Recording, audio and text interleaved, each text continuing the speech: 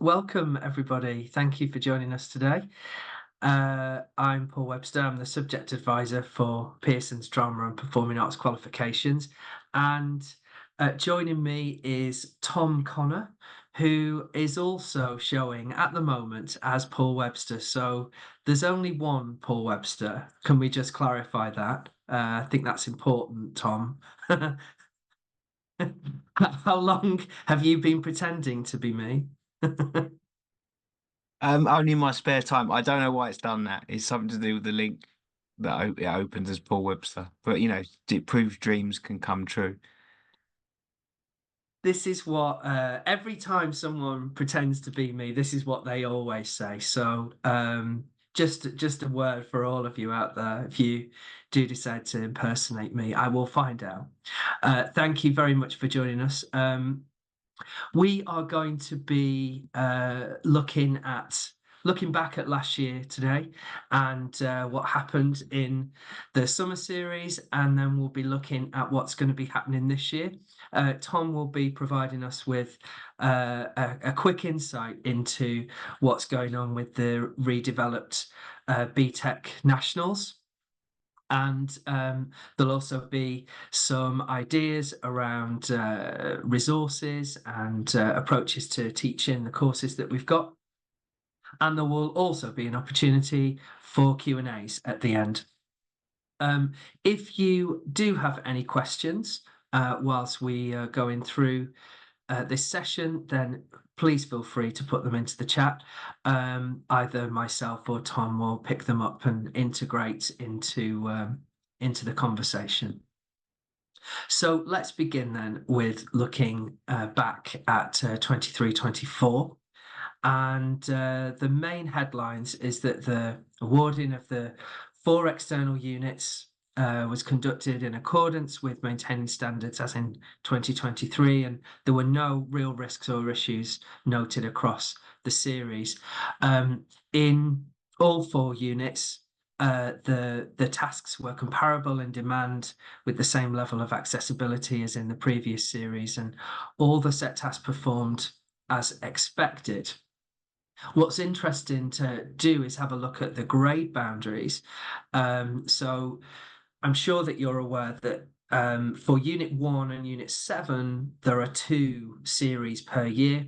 And for Unit 3 and Unit 5, there's just 1 per year. So in terms of the grade boundaries for the June 24 series, grade boundaries were where we set the level of achievement required to obtain a certain grade, and we set them at distinction, merit, and pass. Now, the standard of student work in the last series was exceptionally high, especially in units 1 and 3. And that means that in terms of if you're making a comparison with the previous series, so with Unit 1, for example, it would be from the January 24 series, the minimum D grade points moved up uh, to to 39, and for merit they went up 3 from 26 to 29, and the same for the pass as well, they went up 3. So significant kind of improvements in terms of the student work for Unit 1 in June. For Unit 3, which is the last comparison would be with June 23, the minimum points for a distinction moved up from 43 to 45. And for a merit from 30 to 33, and a pass from 18 to 21. So some significant shifts there. For Unit 5, the D minimum moved up from 42 to 43. For Unit 7, the grade boundaries actually went down from the January series. So they went down for the merit from 31 down to 30, and for the pass, they went down to 19. If we go into a bit of detail then about Unit 1, this is an opportunity to kind of look back on what happened, but also if you are planning to do Unit 1 at some point this year, some of this information might be quite useful. There is a link in the slides here to the lead examiner report if you've not had a chance to look at that yet, and we'll share these with slides with you at the end of the session. The theme in the June series was time, and popular practitioner choices included Bruce and Ailey, Lin-Manuel Miranda, DV8, Frantic Assembly, and Stephen Burkhoff. There were in the lead examiner report, there's some really useful guidance in there around the type of individuals and companies who shouldn't really be used as practitioners in this context. So, for example, theatre directors like so film directors or playwrights like Beckett or Sarah Kane or Henrik Ibsen, and also dancers and singers should be avoided as well. But there were some effective examples of repertoire that are used and are used kind of in every series. We seem to be getting into a pattern now of what seems to work really well. So that includes Hamilton, Love Song by Frantic Assembly, Revelations, Metamorphosis, Ghost Dances, Into the Woods. But there's many more within the lead examiner report that you could also refer to. For the first activity, in the most effective responses, students focused on like one main cultural contextual factor for each of the practitioners. They provided detail about specific repertoire in relation to the cultural contextual factors being discussed in the theme of time. They give a balanced weighting for each practitioner. And some examples here, things like To Be Straight With You by DV8 and Sleeping Beauty by Matthew Bourne. Also a list, got some really good student responses from those. For activity 2, students were able to demonstrate accomplished analytical skills by providing a detailed analysis of chosen elements in the best work. They provided detailed specific moments from the repertoire, and it was always discussed within the theme of time. Again, some recurring works were used within activity 2. And then in activity 3, where students were responding to the motto, "The way we spend our time defines who we are," the best work had the students providing their own definition and understanding of that motto and justifying their ideas in relation to the selected moments of the performance work from both practitioners. And although that time is featured in the motto, this activity is about engaging with the motto and not with the theme. So there were some strong responses here from using works like Oklahoma, Wuthering Heights, which was a really wonderful production by Emma Rice, Enter Achilles by DV8, and a few more. In terms of Unit 3, again, if you are doing Unit 3 and you've not had a chance to look at the lead examiner report, it's really, really detailed in terms of not only the feedback from the lead examiner, but in terms of the amount of examples that are provided within it, like extended responses for all of the milestones. So within this particular task, the quotation was from Lem Sisse, which was, "I'm nervous like an Olympian, a long distance runner. The starting gun has fired, dust plumes beneath my feet. The end is a long way away. I pace myself, I focus, and I concentrate." So in terms of the responses there, it was, the best responses for milestone 1 were students had practically explored the stimulus and had begun to work on the ideas that they'd researched.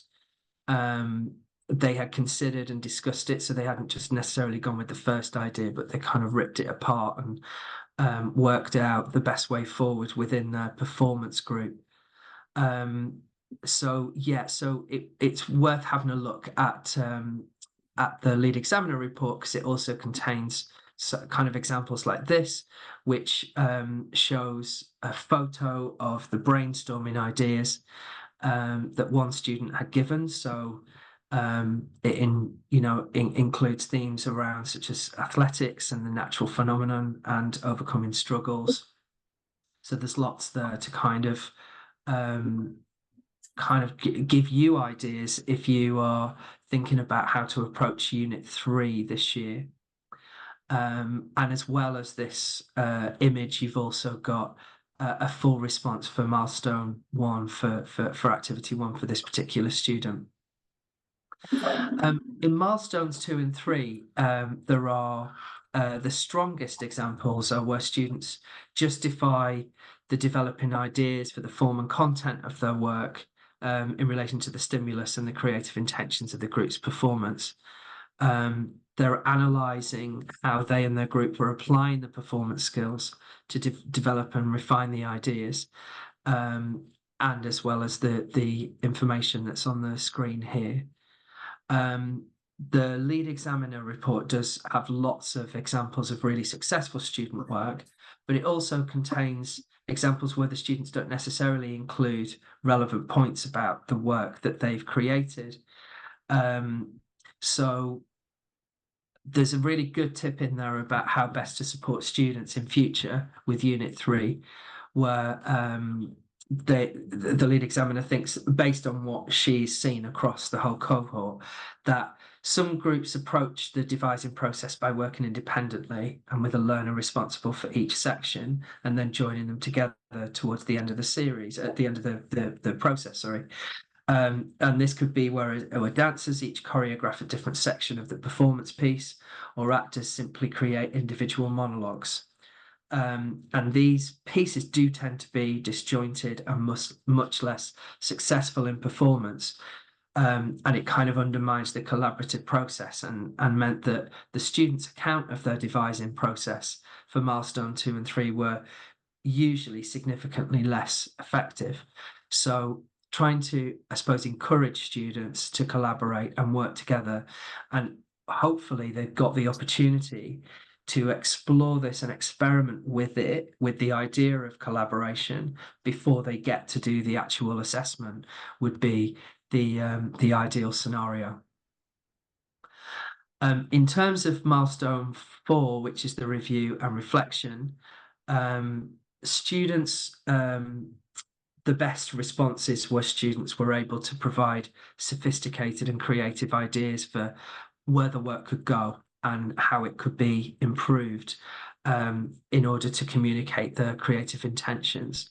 So it could be that they focused on how the plot or could be developed, or alternative ways of staging that would have made particular moments have a greater impact.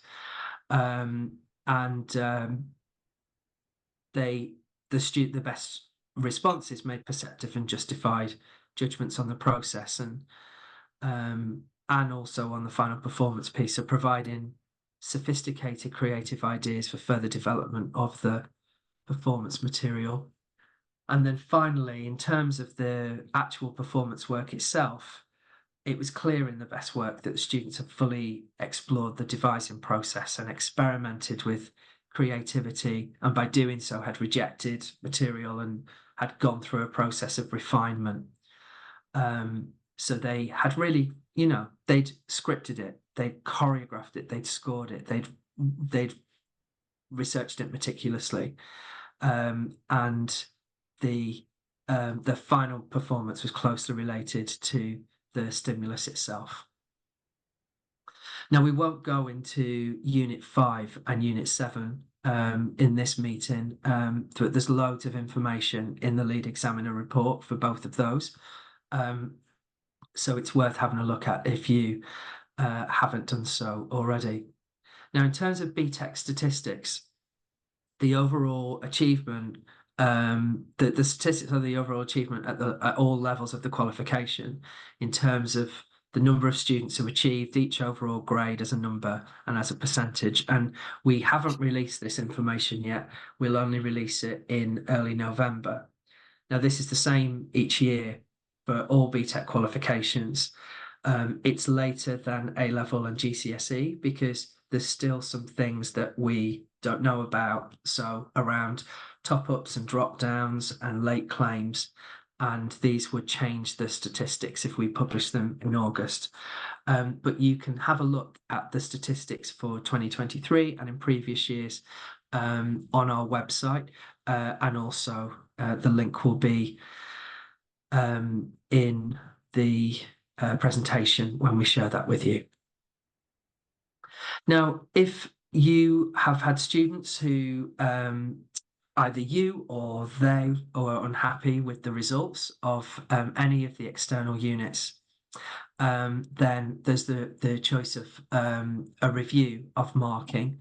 And the deadline for this for the external units would be the 26th of September.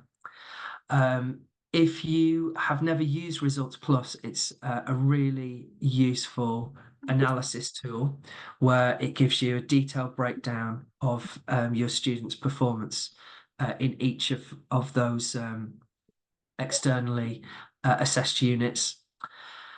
If you are worried about all of the external assessment of all the students in your cohort, there is the chance to have that looked at, and you just need to submit a request for a review of the marking for all the students you believe to be affected, and then we would take a holistic view and make a decision about whether there needs to be any changes around how the students were assessed.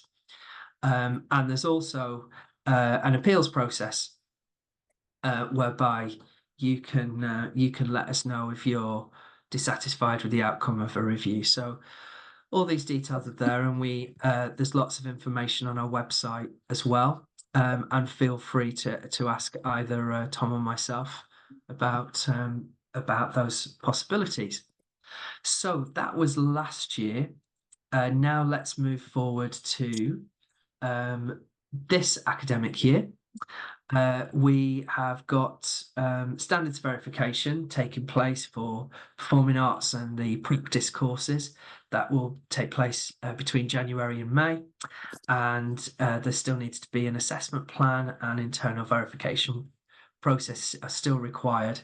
There is no requirement to register as a lead IV though from this year, so you don't need to do that. You can still access the centre standardisation materials. They're on the website in the course materials section, but you don't need to register as a lead IV.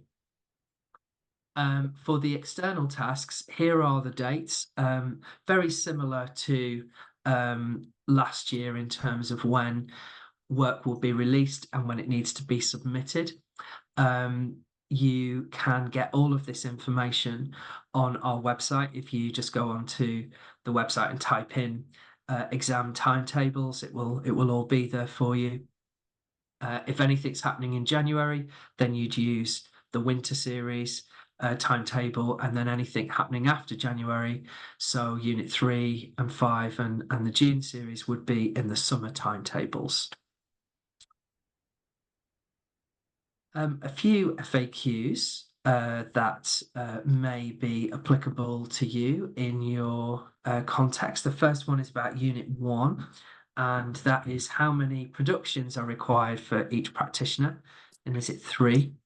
And in the Unit 1 tasks, we state that in order to complete them, students are expected to watch, study up to 3 performances for each of their practitioners.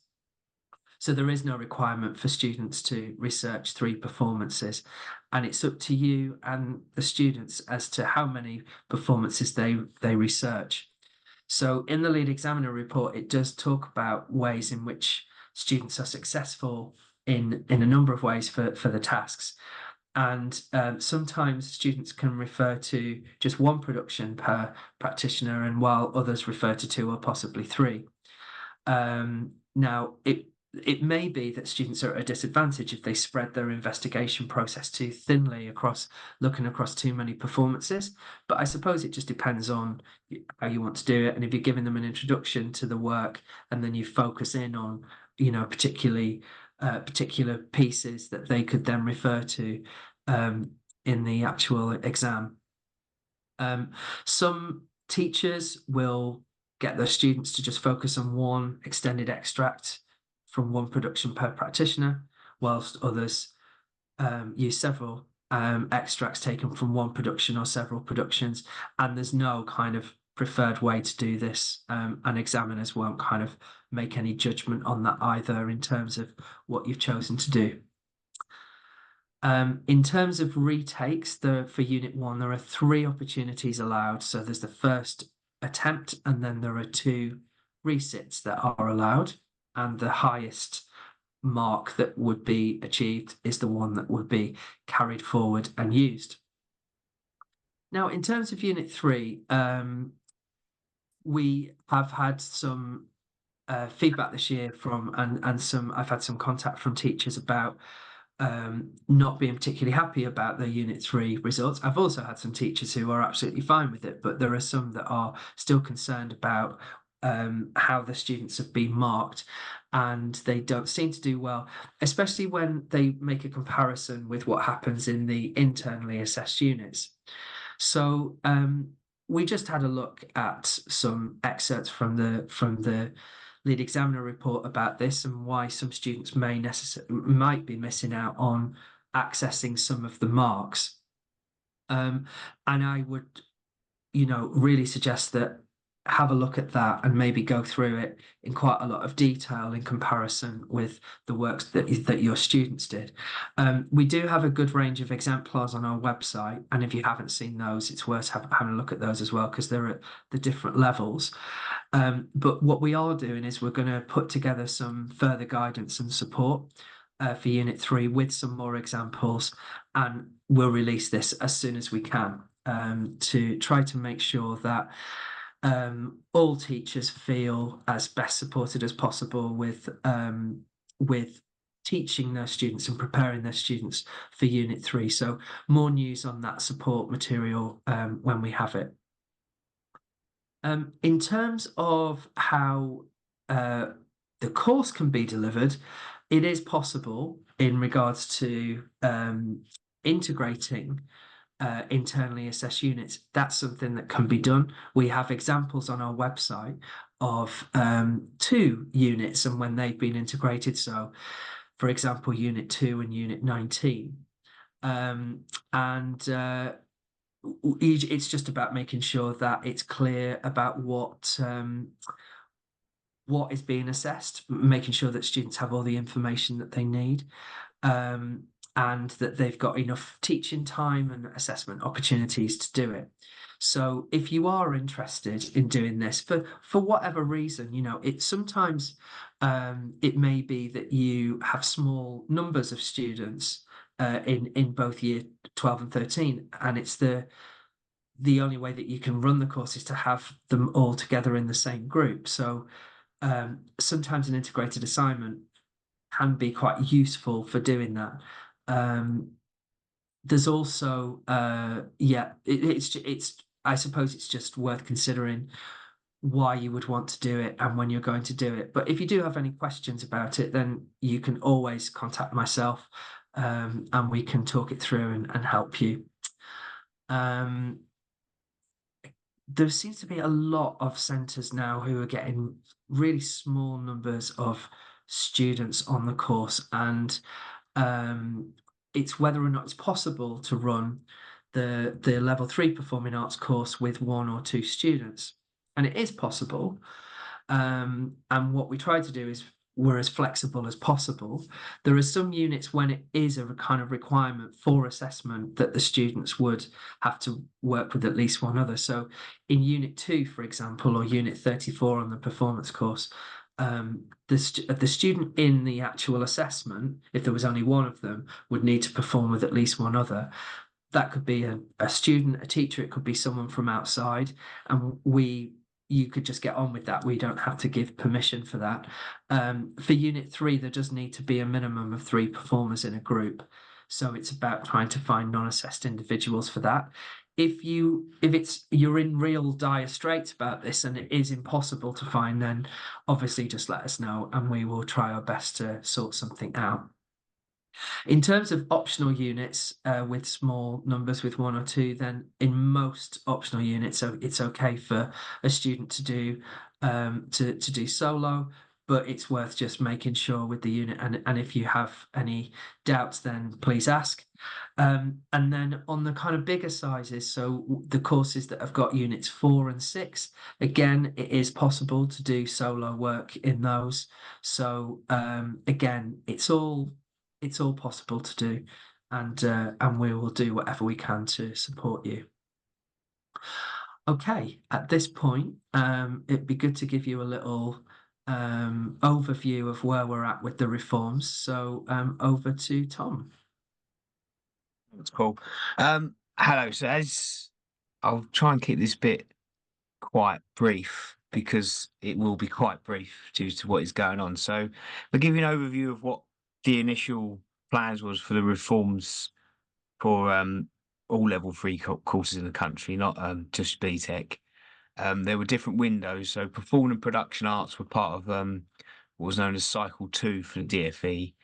And the difference in this reform compared to previous reforms is that they released approved lists of qualifications that could be submitted for consideration for funding should they meet the new parameters for funding that they wanted as part of the AAQs that they did. So, but luckily, performing and production arts were both on the list, so we cracked on and was working on them.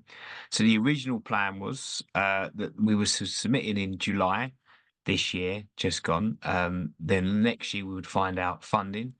Approval would be announced for all the qualifications that were submitted for that submitted for that window, with a first teach date of September 2026. These qualifications there was new funding requirements in terms of design and assessment. And you could have, and there was more control over the sizing of those qualifications because each had to have a bespoke statement of purpose. It couldn't just be that one was a top up to the other, so there was less top up and drop down options. What then happened, as you probably noticed, there was a general election, which was called before we was able to submit for the window. And what happened then, as soon as the general election was called, so not even when the election happened, but as soon as the election was called, everything went into pause. That DfE are no longer able to do work or take things in for submissions. So everything kind of had to go quiet for a bit. We had already produced the qualifications. They were ready for submission. We were there with what the work we had done. And the new government has since announced a pause and review, which was part of their manifesto. So it's in a slight kind of limbo at the moment in terms of what we actually do know, which I get is completely frustrating for you as teachers because you want to be able to plan several cycles ahead, but we don't actually have control of that information. They also announced a pause to defunding, but that didn't apply to the qualifications that were removed from the funding list for First Teach next year. What we are expecting is to hear the outcome of the review by the end of this year, and then should be able to communicate a new timeline, if there is a new timeline or any changes into requirements. We have the qualifications ready. Obviously, we're not able to share them in the way we would have been expecting to at the moment. We was expecting to have everything published by now, but because obviously it's a competitive market, we have to kind of keep them. We don't want to show them some things because we don't know what will change. I will drop in a chat a link to where we kind of keep the updates, and it's, to kind of where you can see when that will be updated. That will have more information and links into you for what is going on. But that is the kind of the state of play. We did create a 360 size AAQ in performing arts, equivalent to 1A level, and we also created a large AAQ in performing arts and production arts as separate qualifications, so we could make sure the assessments were correct. I will say we tried to keep them as holistic and as true to the subject as we could with the funding requirements in terms of how we could design them. We tried to get a lot of the ethos that has been shown in the performing arts practice qualifications, and they had a lot of strong support from HE, who were very positive about it, and strong support from the working groups that sort of helped feed into that. But other than that, we're in a kind of, we don't quite know yet what the exact lay of the land will be, and we're awaiting news from the DfE. I think that kind of covers everything. Have I missed anything, Paul? Oh, I think that's it. It's such a bizarre situation that we're in, where there's just a kind of absence of information when it seemed to be all going very smoothly, and now we're just waiting. So as soon as we know, we'll let everybody know. Thank you, Tom. Okay, so now we open it up to you. If there's anything that you would like from us in terms of resources, I can see from the chat there's been some requests for extra support for the external units, and as Tom said, we're looking into what we can provide. Um, I'm sure that you're aware that in terms of like how support can be offered for external units is different to internal units. So we have to do things in quite a structured way around. It's to do with feedback and it's to do with preparation, but we will put some things together and share them with you. James has asked about submitting the request for the whole cohort review. What you need to do is via your exams office is submit the students that you want reviewed, and depending on how many are in the group, I think it works out to be like, if it's the majority of them that are being reviewed, we would then look at everybody in the group to see what's happening, and to see if there's any particular themes around that. Um, okay, so we're now just going to I'm just going to share some ideas with you about particular resources that are available. And it kind of links in with what Jessica's just asking, because she's asking if there's a list of suggestions about where we can access works for Unit 1, and that YouTube is not necessarily the best place to get stuff. And you don't have a budget for digital theatre. So we'll just have a look at these now and see what you think around some of these resources that you might find useful. The first one is the Dance Umbrella, which takes place each year. So it's an online and in-person festival that happens in London, but there's loads of great stuff that's online, so it doesn't matter where you are. And there's a kind of pay as what you can scheme as well, so it's not, it can be quite a cheap kind of resource for you and your students. Um, so that's something that you can investigate. There's also something coming up, which is the One Dance Award. So this is for anybody who is involved with dance and wants to potentially be nominated by someone else for the awards that will be taking place. So they are, it could be artists, teachers, schools, choreographers, companies, venues. Um, so if you know someone who deserves recognition, then you can submit them. So there's the Young Person's like Dance Champion Award. There's the Green Dance Award, the People's Choice. There's a lot going on there. So again, you can either have a look for that online yourself, or we'll share the slides at the end. There is Theatrecraft Beyond the Stage event, which is a careers event that takes place in London. Sorry to be so London centric, but this is what we're dealing with. It's Monday, the 11th of November. It's at the Royal Opera House, and it's a careers event for 16 to 30-year-olds. And there's practical workshops, there's talks, there's networking opportunities, there's demonstrations, and backstage tours. There's this resource, which is what I did recently, which is a podcast with two people from Zoo Nation, so Shan Spiteri, who's the executive director, and Rachel House, who's an education consultant. And in the podcast, it's talking about Mad Hatter's Tea Party, which is the Zoo Nation latest show that's on at the Royal Opera House. And Rachel has taught BTEC Performing Arts for many years, and she contacted Zoo Nation to see if they could advise her on what they do, and they then recruited her to write their education packs. So if in the context of Unit 1, for example, there's a lot of information in those education packs that is there because of Rachel's knowledge of the Tech Award and of the national specs as well. So it's what if you want to have a listen to the podcast, it's on Spotify. If you there's also you can just go on to the Zoo Nation website. All their education packs are free. There's also the opportunity as well to kind of hire the recordings of some of their shows. So if you wanted to use that as part of in terms of Unit 1 or just in general, you might find that useful. The National Theatre Collection, and I can see, Stacey, you've talked about this, about having access to this, and it can be tricky to assign to a particular specific practitioner. So I suppose it depends on which ones that you are going to use. So there is Stanislavski. There are a number of naturalistic works on there.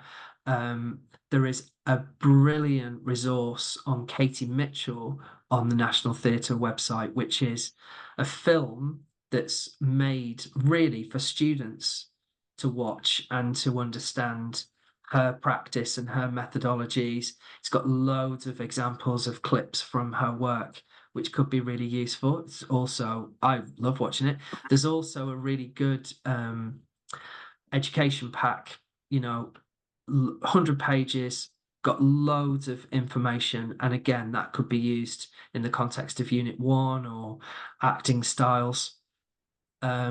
So maybe worth checking out. It would be, I mean, that National Theatre collection is pretty substantial, and has loads of stuff on there. So if there's anything, Stacey, that you're unsure about how they could be used in connection with any of the practitioners, then please ask, and we'll see what we can do. So if anybody else wants to share any other ideas, now's the opportunity. There's also the chance to ask myself or Tom any questions. You can put them into the chat if you like. But if anyone wants to raise the hand, and you can come off mic. Just whilst we might be thinking, I can see that Nicola, hello Nicola and Tracy, new to the level 3 and level 4. So welcome. In terms of training, you can contact myself. So I did a new to BTEC National event in July, which I've got a recording of, but I can also go through with you as well. And we do have some support for level 4. So my equivalent, Fiona Ross, is very helpful, and she can support you as well. So you could get in touch with me. You can email me. I'll give you my details that'll be coming up on the next slide, and we can arrange a time to talk through stuff. Amber, hello Amber. Who we meant to ask when these questions come up through the year? Yeah, you can contact me. Absolutely fine. I will.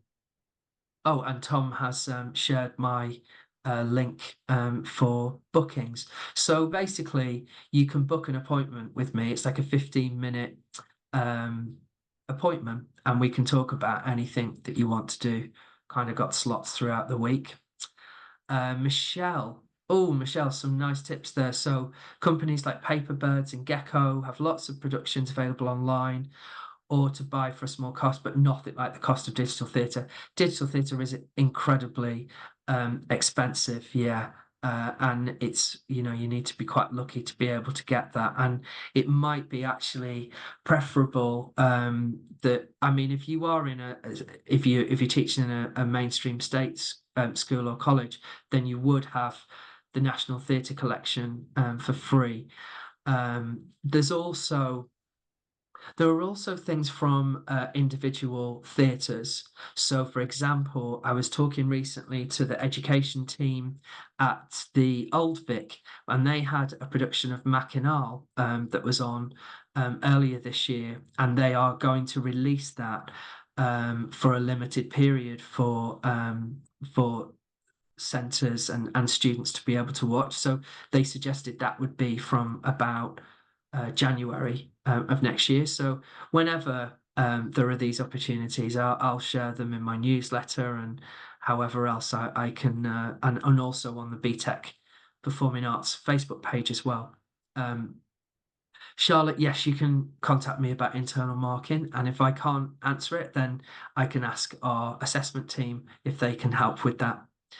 Um, Joe, you've asked if the new AAQ isn't going to be taught until September 26th, can we continue offering the current course starting with a new cohort in September 25? Absolutely, you can. Yeah. So the idea would be that we would be able to release a draft version of the new qualifications as soon as possible, but we can't do that yet until we've kind of got the go ahead from the DFE and the new government about what their plans are and whether or not they still intend to go ahead with the September 26th release. Obviously, you need at least a year to be able to see the specification to understand what it is that you've got to do. So, as we said, as soon as we can, we'll let you know. But with the current courses, you can continue to teach them and you can register students in 25 for a 2-year course. Jake, you've asked around students that have speech conditions and grading them against the performance criteria. So we can't change the criteria. So depending on which unit and which criteria you're using, we can't do that. But what we can do is there are adjustments that can be made in terms of the performance material that's used. And we have like a reasonable adjustments process that we can go through. Now, this is kind of much more obvious thing in terms of dance. So, students with disabilities, for example, and they're using existing performance material, the teacher can make adjustments to the performance material, complete the form to explain what they've done, and then use it and go ahead with the criteria as it is.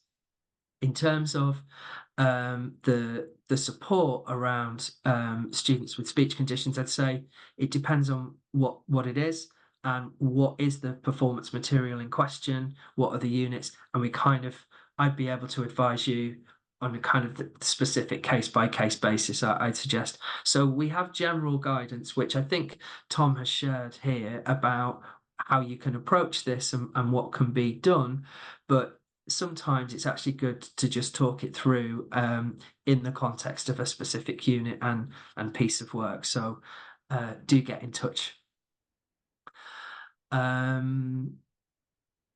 Oh, Anna, you've asked about would other quals cease if the AAQ gets approved? So once the 2025 cohort finish, or is that up in the air? So again, we don't know. We were working on the assumption that what would happen is that if the new courses began in September 2026, that those courses would be funded and the funding for the current qualifications, so the BTEC Nationals in Performing Arts or the Performing Arts Practice, Production Arts Practice courses, the funding would stop. So if you decided that you wanted to use them in 2026 for a new cohort, there wouldn't be any money you wouldn't be able to draw down any funding for them. So that's the situation we kind of were working towards. Whether that is going to be the case in whenever Labour make the decision, They could just go, yeah, we'll carry on with this. We'll carry on with the previous government's plan. They may decide there's going to be a shift in the funding. We don't know. So we'll let you know when we can. Now, I think that's all of the questions from the chat. Don't know whether anybody else has any others. If you do, then please say. Um, I will give you my details. I'm sorry about the blurred image there. I don't know what's going on. I mean, at least you can see my true clear visage on the screen right now. But these are my contact details. And please don't hesitate to get in touch. You can email teachingperformingarts@pearson.com, and that comes straight through to me. So there's a telephone number that you can call. Now that will go through to my colleagues in Manchester. But if I am available, you could always ask for me. There's the details of the booking appointments. And we also have a Facebook page, BTEC Performing Arts Sharing Best Practice.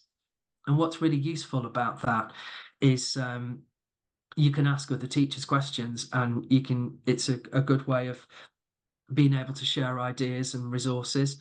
You can also ask me questions via the Facebook page, and I will also post things on there as well. So it feels like we have reached a natural end with there's no other questions or any other queries. There will be a poll that will arrive on your screen any moment that Leon will share with you, which is about this training and whether there's anything else that you would like. But for the meantime, thank you very much. If any of you if you want to share your email addresses or your contact details with each other, please feel free to put them in the chat now. They wouldn't be part of the recording. If anybody does want to get in touch with each other, then that you'd be absolutely that'd be fine for you to do so. Thank you all for joining, and good luck with the forthcoming year. Hope you can do lots of lovely work with your students. So I think that's it. Tom, is there anything else from you? No, nothing else from me. Fantastic. Good Well, thank you, afternoon. everyone. May the warm weather return. I think we can ask for that. Oh, Amber. Oh yes. So if Amber's new to teaching, so if anybody can get in touch with her, so it may be, Amber, that you can, if you don't get the details of people here, that maybe do it through the Facebook group as well, and hopefully colleagues will be able to help you. Ah, nice one, Michelle. Lovely. Well, thanks everyone. Thanks for joining us today.